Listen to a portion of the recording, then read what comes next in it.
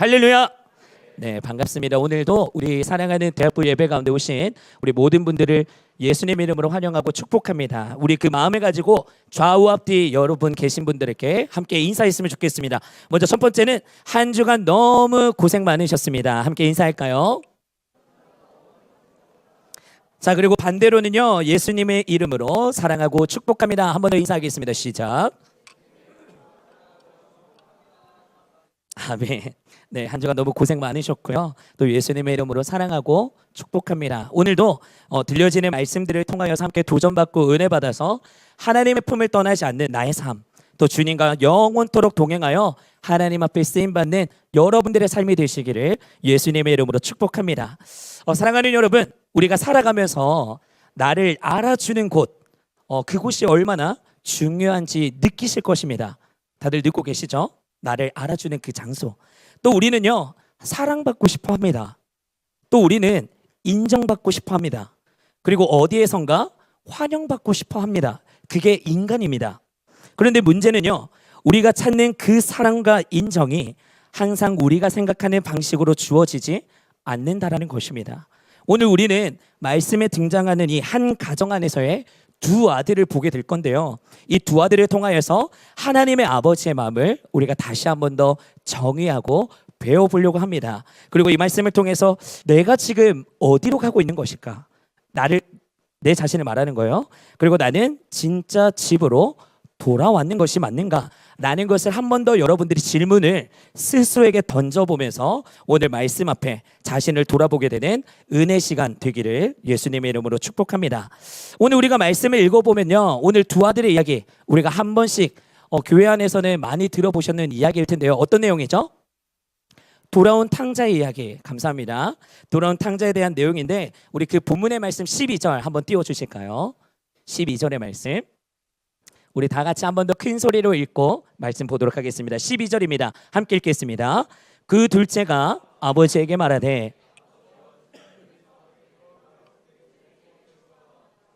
아버지가 그 살림을 각각 나눠 주었더니라고 이야기하고 있습니다. 한 아버지와 두 아들이 살고 있었는데 어느 날 둘째가 이렇게 이야기합니다. 아버지, 나중에 돌아가실 때 저에게 주실 유산 있잖아요. 그러니까 어차피 주실 거 지금 나에게 주시는 거 어떠십니까, 아버지? 라고 물어보는 겁니다. 자식 농사를 생각했을 때 엄연히 잘못됐다라는 거, 이 자식은 너무나 네 가지가 없구나 라는 것을 생각할 수 있지만요, 이때 당시에 아버지의 유산을 달라라고 말하는 것은 아버지를 완전히 무시하는 그 행함에 있어서 더 나아가서는요, 아버지 이제 그만 빨리 돌아가 주세요. 저 아버지 없어도 저 혼자서 살아날 수 있습니다. 아버지와 함께 살고 싶지 않습니다.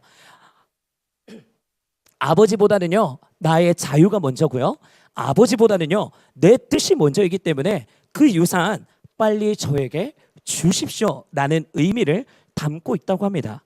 자, 그렇다면 우리가 이런 이야기를 들었을 때 우리가 깨달아야 할 것이 있죠. 자, 무엇을 깨달아야 할까? 여러분, 죄가 무엇일까요? 죄가 뭘까요? 당연히 다 생각하시는 죄들이 있을 겁니다. 죄는요, 단순히 나쁜 행동을 하는 것을 죄라고만은 말하진 않습니다. 죄는요, 하나님 없이도 나는 잘 살 수 있다라고 여기는 그 마음, 거기에서부터 이 죄악이 시작된다는 것을 우리가 너무나 잘 알고 있습니다. 우리가 아버지의 품을 떠나서 살고 싶어하는 그 마음, 내가 속한 곳은 아버지의 품이었다 할지라도 내가 바라보고 있는 나의 시선과 끊임없이 반복되는 그 세상적인 가치관의 선택들, 그것이 결국 자유와 해방이라는 단어 안에 포장된 채로 우리가 계속 죄를 범하고 살아가고 있다라는 것을 이야기하고 있는 것입니다.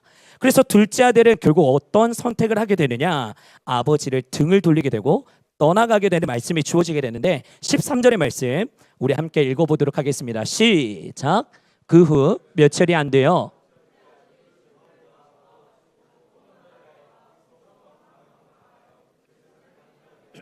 아멘.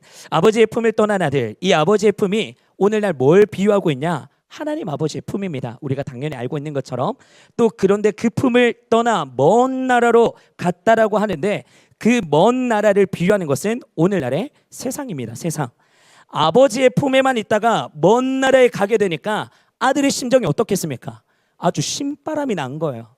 내가 여기에 갇혀 지냈고 자유함이 없다라고 고백했던 그 삶에서 벗어나서 보여지는 게 급급한 그 세상 가운데 가니까 너무나 신바람이 나서 어떻게 되느냐. 이 부분에 있어서 제가 질문 한 가지를 던질 것은, 여러분 혹시 교회가 재밌으십니까? 세상이 재밌으십니까? 교회가 재밌으십니까? 세상이 재밌으십니까? 라고 누구 한 명 콕 집어서 물어보고 싶지만, 교회도 재밌지만 근데 세상이 재밌어요. 재밌을 수밖에 없습니다. 왜 그럴까요? 세상에 유혹하는 것들이 있어야지만 여기에 중독됨으로 말미암아 다른 곳으로 벗어날 수 없게 만들기 위해서. 교회보다는요, 세상에서 보여지는 것은요, 어마무시하게 핵폭탄과 같이 내 욕구를 끌어당기고 채워주는 그런 세상적인 모습들이 너무나 많습니다. 그것은 누가 주는 겁니까? 하늘의 공중권세 잡은 마귀들이 빛의 자녀인 우리를 유혹하기 위해서, 무너뜨리기 위해서 손쉬운 방법, 재미난 요소를 더해주는 거, 성공을 더해주는 거, 출세를 더해주는 거, 권력 등등 그런 것들을 오늘날 우리의 손 가운데 붙여준다는 것입니다. 마귀도요, 여러분들이 성공하기를 원합니다. 마귀도 여러분들이 출세하기를 원합니다. 마귀들도 여러분들이 부자 되기를 원합니다. 그 이유가 무엇입니까? 이 세상이 말하는 것은 돈으로 안 되는 것이 없는 세상입니다. 돈이면 다 돼. 돈이면 학벌 살 수 있어. 돈이면 좋은 직장, 좋은 배우자, 좋은 집, 좋은 차 다 구할 수 있어. 돈이면 안 되는 게 없는 세상이라고 이미 마귀가 우리에게 그렇게 유혹하면서 성공의 길로 밀어붙여 놓고 있다는 것입니다. 그러니 이 둘째 아들이 없는 돈이 갑자기 100억 이상이 생겼다고 생각해 봅시다. 얼마나 재밌겠어요? 하고 싶은 게 얼마나 많겠습니까? 그 먼 나라가 자기의 천국이 되었다는 것입니다. 자, 그런데 본문에서는 뭐라고 이야기하냐? 12절 한번 다시 띄워주시면요, 허랑방탕하여 그 재산을 낭비하더니라고 이야기를 하고 있습니다. 겉으로는 너무나도 화려하고 빛과 번쩍한 그런 나의 모습도 있었고, 돈이 많아서 성공한 것 같은 나의 착각 속에 살아가는 나의 모습도 볼 수 있고, 많은 사람들이 이제 나에게 찾아오기 시작합니다. 뭐 때문에? 돈 때문에. 돈 하나 바라보고 얘 좀 사는 친구인가 보다, 얘 괜찮은 애인가 보다, 얘가 나의 백이 되어 주겠다 라는 생각 때문에 사람들이 내가 주인공이 된 것처럼 많은 사람들이 나를 찾기 시작합니다. 막 그런 것들을 시간이 지나면서 누리고 여기게 되다 보니까 어떻게 되는 겁니까? 내가 주인이 되어버린 거예요. 내 자신이 다 할 수 있고 다 누릴 수 있고, 내가 없으면 너희들 아무것도 아닌 그런 인생의 주인공이 내가 되어서 살아간다는 것이죠. 그런데 이것은 오늘 말씀에 뭐라 말합니까? 시간이 지났대요.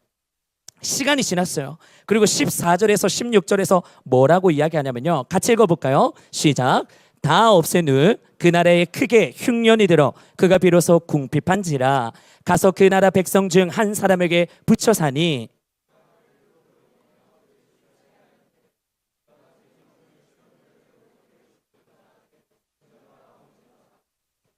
평생을 그렇게 자기가 주인 된 것처럼 살 수 있다라고 여겨지고 살았는데, 근데 결과가 어떻습니까? 자, 찬란할 것 같은 나의 삶의 시간이 이제 점차 지났습니다. 그리고 이제 보여지는 겁니다. 뭐가요? 얼마나 낭비가 심했는지 재산이 이제 남지 않았다고 이야기하고요, 나라에는 뭐라고 이야기합니까? 크게 흉년이 들어서 이제는 먹고 사는 문제에 있어서 호락호락하지 않다라는 겁니다. 이전에는 내가 많이 가지고 있어서 세상 사람들이 나에게 붙었어요. 뭐 도와줘, 뭐 해줘, 함께 해줘, 막 붙었지만 지금 말씀을 보면 이제 버림받는 신분이 됩니다. 내 주변에 사람이 남지 않게 됩니다. 왜요? 나라에도 큰 흉년이 들었으니까 다 먹고 사는 게 힘들기 시작한 것입니다. 그런 궁핍한 인생이 되다 보니까 그 다음에 있는 구절을 돼지를 치게 하였는데 라는 부분 보이시죠? 이때 당시에 유대인들은요, 이 돼지라는 것에 있어서 부정하게 여겼습니다. 근처에 가지도 않았었어요. 그런데 내가 먹고 살기 위해서는 뭐라는 겁니까? 돼지를 치면서 수고하고 땀을 흘렸다라는 거예요. 그럼에도 불구하고 나에게 먹는 양식이 주어졌다 안 주어졌다? 주어지지 않았다. 이제 아예 끝으로 몰아가고 있는 것입니다. 그랬더니 16절에 뭐라고 말합니까? 이제는 어떤 선택 여지도 없고 나는 이제 곧 죽을 것 같고 안 되겠다. 내가 먹는 거 쥐염 열매, 저거 돼지 사료라고 이야기합니다. 돼지 사료라도 내가 먹음으로써 내가 좀 살아봐야겠다 했는데 그거마저도 주는 사람이 없더라라고 본문에서 이야기하고 있습니다. 이전에 나의 삶은요 주인공이었지만 지금은 나를 다 떠나가는 삶으로 비참하게 떨어졌어요. 너무나 부끄럽고 수치스럽고 내 마음이 서럽고 억울한 인생으로 전락되어 버렸습니다. 이젠 붙잡을 게 없습니다. 보여지는 것도 없습니다. 내 인맥도 다 사라졌어요. 그랬더니 그제서야 비록 깨닫는 게 무엇입니까? 아들이 뭐라고 이야기하냐? 누가복음 17장 20절의 말씀 우리 함께 읽어보도록 하겠습니다. 17절부터 시작. 이에 스스로 돌이켜 이르되 내 아버지에게는 양식이 풍족한 품꾼이 얼마나 많은가. 나는 여기서 줄여 죽는구나.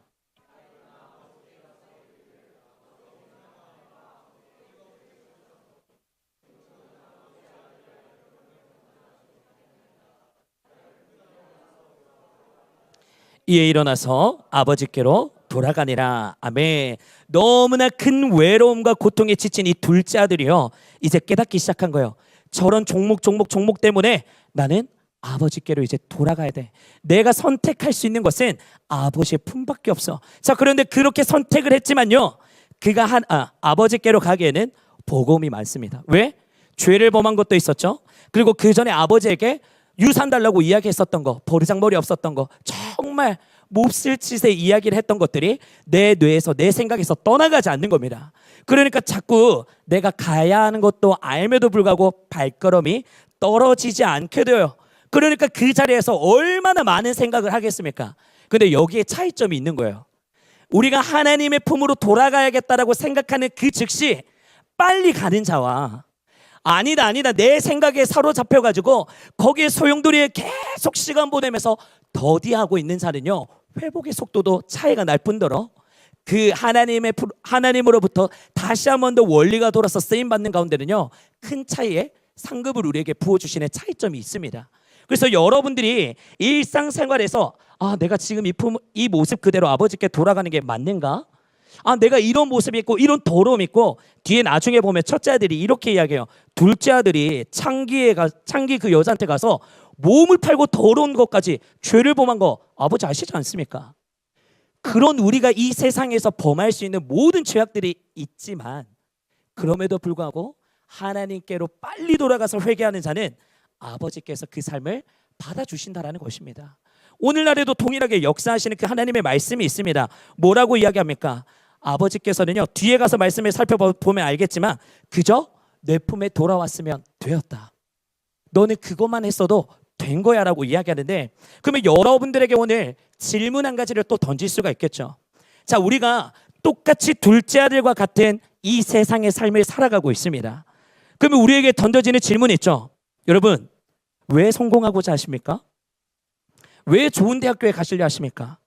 왜 좋은 직장을 구하려고 하시며 왜 돈을 많이 벌고 싶어 하시는 겁니까? 그리고 더 나아가서는 여러분들이 살아가는 그 목적이 무엇입니까? 하나님이 오늘 우리에게 물어보신다는 것이죠. 하나님뿐만 아니라 세상의 가치관이 우리를 이 생각에 정리가 되어 있지 않으면 우리의 생각이 잡아먹힌다는 겁니다. 우리가 살아 숨쉬는 이유가 뭡니까? 내가 좋은 대학교 가고 높은 자리에 올라가고 성공해야 하는 이유가 뭡니까? 오직 하나님의 영광을 위하여인 줄로 믿습니다. 여러분, 우리가 잘못된 가치관과 세상적인 그런데 정체성이 붙들고 살아간다면요 세상에 여러분들이 사로잡혀서 먹히게 될 것입니다. 그리고 그 주변에 우는 사자와 같이 잡아 먹어 삼킬 자 그 사단에게 내 삶이 빼앗겨져 버린다는 것을 여러분들이 기억하셨으면 좋겠습니다. 하나님을 떠난 삶은 겉으로는 멀쩡해 보이지만 또 빛과 번쩍하며 정말로 멋져 보이고 아름답고 화려해 보인다라고 할지라도 반드시 그 영혼이요 말씀에서 이야기합니다. 굶주리게 될 것이다. 그 영혼은 지금 잘 되는 것 같고 돈을 많이 버는 것 같고 떵떵거리면서 사는 것처럼 보이지만 그 삶은 반드시 끝에는 심판이 있게 될 것이다라는 것을 여러분들이 기억하시길 바랍니다. 우리 사랑의 교회 대학부 모든 분들은요 언제나 하나님의 품에 착 달라붙어 있어서 그 주님과 영원토록 동행하며 귀하게 쓰임 받기를 예수님의 이름으로 축복합니다.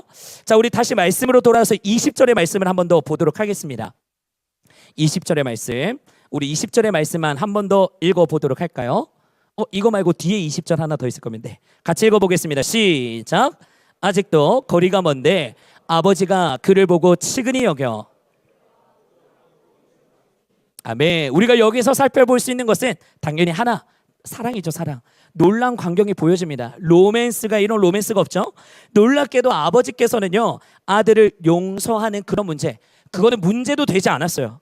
그저 아버지의 마음이 어떻습니까? 제가 아까 말했던 그저 너는 살아서 돌아만 와다오. 우리 많이 듣죠. 피투성이가 될지라도 살아만 있어달라. 세상 가운데 우리가 아무리 어렵고 힘들고 죄를 범하는 거 예수님이 이미 먼저 아십니다. 그런 하나님께서 여러분들에게 늘 말씀하시는 게 무엇입니까? 괜찮아. 넘어질 수 있지. 죄 범할 수 있지. 그러니까 너는 다시 나에게 돌아와 회개함으로 주의 보혈로 말미암아 깨끗함을 얻어. 자유함을 얻어. 그럼 너는 승리할 수 있을 거야. 제발. 제발 살아서만 돌아와다오. 그게 아버지의 마음임을 우리에게 말씀하고 있다라는 것입니다. 그리고 아버지는요, 말씀을 전반적으로 보시게 되면은 둘째 아들을 향해서 어떤 고백을 하냐?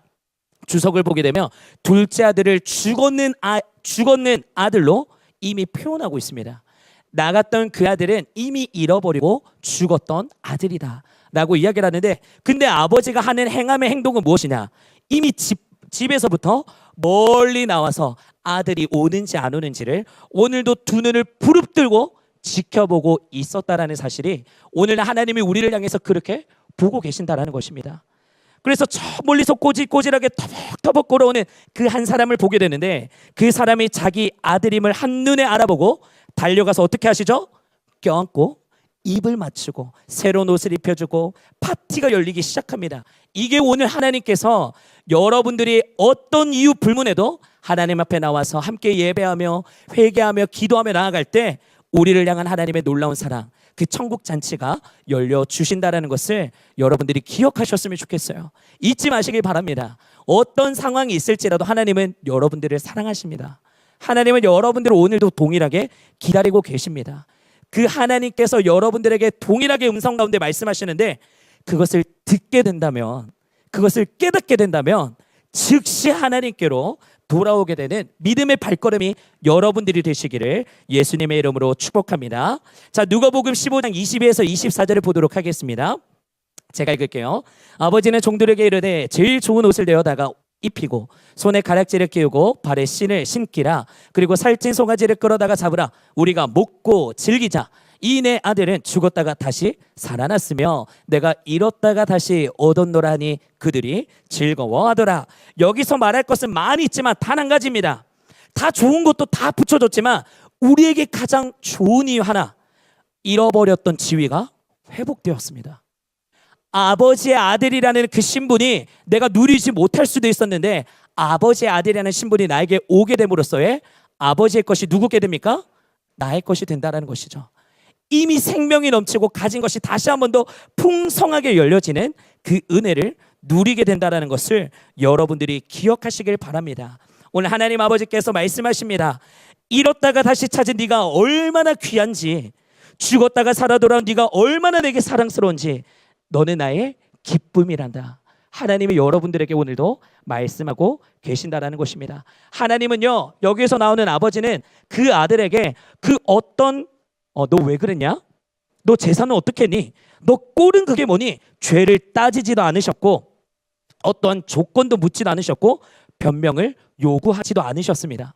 그저 여러분들이 돌아오는 그 발걸음 하나로 모든 것들이 일사천리로 해결되었다라는 점, 여러분들이 꼭 기억하시면서 늘 하나님 품으로 돌아올 수 있는 믿음의 발걸음 되시기를 축복합니다. 자, 그러면 오늘 말씀의 두 번째 아들은 이렇게 우리가 잘 알고 있는 말씀으로 정리할 수 있지만, 오늘 본문의 스토리는요, 그런 해피엔딩으로 끝나는 것이 아니라 그 뒤에 말씀을 또 보시게 되면 중요한 한 사람이 남았습니다. 그 한 사람이 누구죠? 첫째 아들.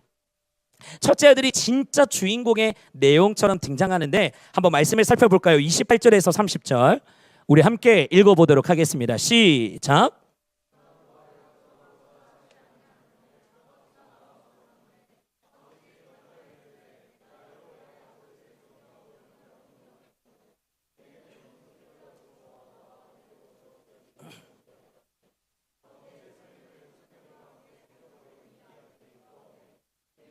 살찐 송아지를 잡으셨나이다. 자, 지금 첫째 아들이 엄청나게 화가 나 있습니다. 왜일까요? 왜 첫째 아들이 화가 났을까요? 왜 분노했죠? 둘째 아들이 살아 돌아와서? 둘째 아들이 살아 돌아와서, 그래도 같은 핏줄인데 둘째 아들이 살아 돌아와서? 그게 아니라 아버지께서 첫째인 나를, 내 자신을 무시한다라고 생각했기 때문입니다. 첫째인 입장에서는요, 어떤 삶을 살았죠? 충성스러운 삶을 살았습니다. 아버지의 품을 떠나지는 않았습니다. 묵묵하게 아버지 옆에서 하라는 대로, 보라는 대로, 너 이거 좀 하라는 대로 순종하면서 살았다라는 첫째 아들의 모습을 우리가 볼 수 있어요. 그런데 지금 둘째 놈이, 그 못마땅한 놈이 돌아와서 필요 이상의 사랑을 용납해 주시는 그 아버지가 너무나 못마땅한 마음이 계속해서 올라오는 거예요. 그런데 사실은요, 아버지 또한 입장을 생각해 보면 이 한 번도 큰아들을 무시한 적이 있습니까? 없습니까? 없습니다. 단 한 번도 첫째 아들이든 둘째 아들이든 둘 다 무시한 적이 없습니다. 오히려 아버지는 큰 아들에게 이로 말할 수 없는 그 풍성함을 다 허락해 주셨음을 31절에서 이야기하고 있습니다. 31절 한번 펼쳐주실까요? 같이 읽어보겠습니다. 시작. 아버지가 이르되 예, 너는 항상 나와 함께 있으니 내 것이 다, 너는 항상 나와 함께 있으니 내 것이 누구 거라고요? 다 네 것이지 않냐 라고 이야기하고 있는 것입니다. 아버지는 늘 자기와 함께 있는 큰아들에게 나의 모든 소유가 네 거야, 내가 가지려 한 적도 없고 다 네 건데 왜 너는 그렇게 생각하는 거니? 그것이 얼마나 크고 대단한 것인지 간에 고작 송아지 한 마리와 비할 바가 되겠니 아들아 라고 이야기를 하는 겁니다. 자, 그런데 큰아들은 지금 왜 화를 내는가? 아버지께서 나에게 안 주신 것이 아니라 아버지가 이미 주셨습니다. 여러분, 이미 주셨고 자신이 마땅히 누려야 할 것을 하나도 누리지 못하고 살아왔기 때문입니다. 이게 첫 번째 아들의 핵심입니다. 이미 하나님께서는요, 그 아버지는 주셨습니다. 여러분들에게 복을 받을 수 있는 원리, 여러분들이 잘 될 수 있는 원리 하나님이 다 주셨어요. 근데 왜 우리의 입장에서는 이렇게 이야기하는 것과 똑같죠? 하나님, 왜 기도의 응답이 안 일어나죠? 저 주일 성수도 하고 수요예배도 하고 공예배도 드리고 큐티도 하고 말씀도 읽고 하루에 1시간 이상씩 기도하는데 내 삶은 왜 변화가 없는 걸까요? 왜 내 삶은 주변에 있는 그리스도인들은 다 잘 살아가고 간증이 차고 넘치는데 왜 내 인생이 이런 거예요? 라고 고백하는 모습이 첫째 아들의 모습과 같다라는 것입니다. 내 영안의 눈이 바라보지 못하는 거예요. 하나님은 이미 우리 모두에게 동일하게 주셨습니다. 말씀대로 우리가 순종하며 살아갈 때 이미 하나님 것이 나의 것임을, 하나님의 나라를 유업으로 말미암아 내가 누릴 수 있는 은혜를 주셨다라는 것을 여러분들이 기억하셔야 돼요. 그럼 우리가 살아가는 이 삶의 텐션을 어떻게 잡아야 합니까? 하나님의 나라를 누리기 위한 그 모션으로 가셔야죠. 아버지를 바라보는 것도 맞지만 아버지의 말씀에 순종함으로 말미암아 하나님이 정말로 내가 누리기 원하는 것이 무엇인지를 발견하고 그것으로 향해서 내가 나아가야 한다는 것을 말하고 있는다라는 것입니다. 자, 그런데요, 오늘 교회 안에도 살펴보면요, 비슷한 원리의 내용이 있습니다. 그게 무엇이냐? 많은 교회 그리스도인의 청년들이요, 저 하나님 앞에 쓰임받고 싶습니다. 하나님의 복덩어리 되기를 원합니다. 나에게도 하나님의 비전과 꿈이 열리고 하나님의 인생의 한 줄기의 빛과 같이 쓰임받고 싶습니다 라고 이야기하지만요, 그런 친구들의 모습을 보면 겉의 모습에는요 순종함이 있어요. 예배도 잘 드립니다. 근데 내면적으로 그 삶을 들어가 파헤치고 보면요, 그 안에 누가 없어요? 예수님이 없는 거예요. 이게 무슨 말이냐? 오늘날 여러분들이 저 이것도 순종합니다, 이것도 섬깁니다 다 좋아요. 나쁜 건 많은 아닙니다. 그런데 진정으로 예수님이 우리에게 말씀하시는 참된 믿음이 무엇입니까? 여러분, 믿음이 무엇입니까? 참된 믿음이 무엇이죠? 우리가 믿음 다하여 막 찬양도 부르고 믿음 주시옵소서 믿음 따라 찬양 많이 부르죠. 믿음이 뭐죠, 여러분? 믿음이 뭡니까? 참된 믿음이 뭡니까? 성경에서 말하는 참된 믿음은요, 내가 주님을 사랑합니다. 근데 예수님은 그거 안 받으세요. 참된 믿음이 무엇이냐? 내가 예수님과 하나님을 사랑하기에 거기 안에서 들쳐나오는 믿음의 행함. 근데 여기서 또 헷갈릴 수가 있죠. 뭐가? 구원은 뭘로 받죠? 구원은 뭘로 받죠? 믿음이죠. 구원은 믿음으로 받습니다. 행함으로는 그 어느 누구도 구원함을 받을 수 없습니다. 그러나 구원은 믿음으로 받되 그 구원함의 확신을 받은 상태에서 하나님이 진짜 살아계시는군요. 맞아요, 하나님. 내가 당신이 있기 때문에 이렇게 살아가겠습니다. 그 안에서 드러나는 행함, 사도 바울이 이야기하죠. 그 행함으로 말미암아 하나님이, 내가 하나님을 얼만큼 사랑하는지 하나님이 받으신다라는 겁니다. 이 원리가 어디서부터 나왔냐? 구약시대 때부터 나왔어요. 아브라함의 이야기부터 시작하면, 아브라함이 하나님께서 짠 하고 나타나서, 아브라함아 너 집에서 있지 말고 떠나, 나가서 살아, 저기 먼 데가 어딘지도 모르는데, 아브라함이 네 알겠습니다 하고 새벽부터 일찍 일어나서 싸그리 다 챙겨서 떠나가게 되죠. 근데도 하나님은 그때도 아브라함에게 네가 나를 사랑하는구나 말하시지 않으셨습니다. 받아주시지 않으셨어요. 근데 아브라함은 말로서 계속 고백합니다. 예 주님, 예 주님, 네 주님. 그런데 그의 삶은 순종으로 가는데, 근데 마지막 사건이 있죠. 야 네가 나 정말 사랑하니? 그래, 내가 그 테스트 한번 해볼게. 이삭, 너 하나밖에 없는 그 아들, 백세 가운데 힘겹게 얻게 된 그 하나밖에 없는 아들 나에게 바쳐라. 그래서 산 위에다가 제단을 쌓고 칼로 찌를 날 때에 하나님께서 멈춰라, 네가 이제서야 나를 사랑하는 줄 내가 아노라. 이게 여러분 행함에서 보여지는 참된 믿음입니다. 베드로도 어떻게 하셨죠? 베드로가 주님 저 예수님의 오른팔이잖아요, 저 한 번도 떠나지 않는 거 에이 아시면서, 근데 예수님 말하시죠. 오늘 이 밤 가운데 닭이 울기 전에 너는 나를 3번 부인하게 될 것이다. 근데 베드로가 이야기합니다. 에이 예수님 설마. 그런데 누구보다도 예수님을 저주하면서 나는 저를 알지 못한다라는 침뱉음하면서 떠나가게 됩니다. 그러면서 닭이 울게 되고 깨닫게 되어서 울면서 자기의 고향으로 돌아가게 되죠. 그리고 예수님이 부활하십니다. 다시 이 땅 가운데 오셨습니다. 그 예수님이 누구한테 가죠? 제자들한테 가게 되죠. 그리고 베드로에게 똑같이 갑니다. 그리고 베드로에게 첫 번째로 말하시는 게 뭐였습니까? 먼저 주변에 있는 사람들에게 얘들아 고기가 좀 잡히니? 그리고 이제 묻죠. 베드로야 네가 날 사랑하니? 3번이나 묻죠. 네가 나를 사랑하니? 근데 베드로의 고백이 뭐였죠? 네 주님 사랑합니다. 네 주님 사랑합니다. 마지막에 뭐였죠? 네가 나를 사랑하니? 당신만이 아십니다. 그리고 주님께서 말씀하시죠. 그래? 너의 십자가를 지고 다시 나를 따르라.